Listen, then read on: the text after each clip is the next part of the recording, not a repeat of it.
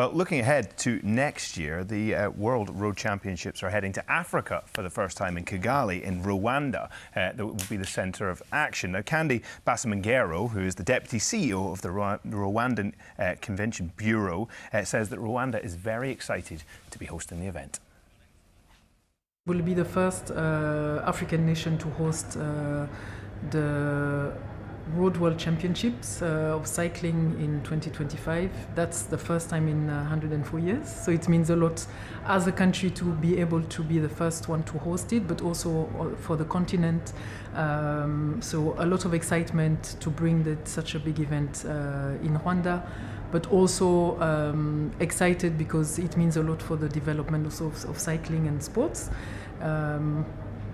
For Rwandans, for Africans, we're expecting much more actually African teams as well to participate. So yeah, it's just a great news.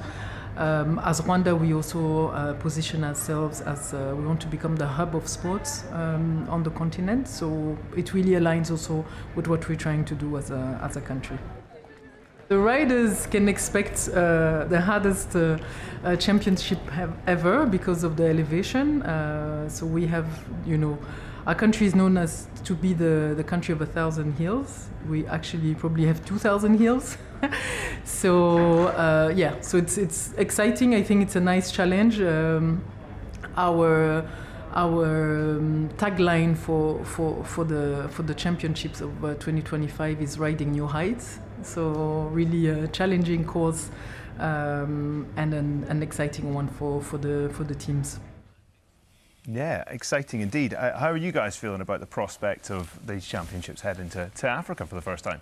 I think it's great that it's spread around. I mean, the hardest championships ever, that's going to be interesting. UCI for some years has tried to make sure that cycling is not a European sport, but much more global. It's exactly the kind of thing that you've got to do. Yeah, speaking of that from a logistical point of view, I mean, we even see with riders that come from Australia and from New Zealand ultimately having to move to Europe a lot of the time to be in the sort of the team circuit in particular. But yeah, great to sort of promote it into Africa and then know that actually the logistical issues are minimised for these up and coming nations.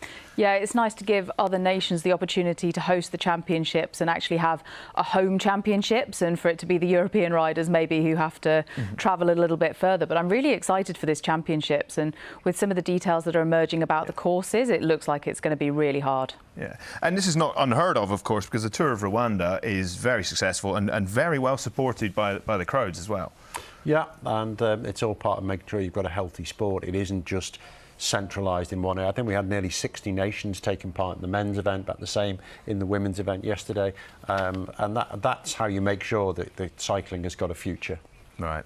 Well, what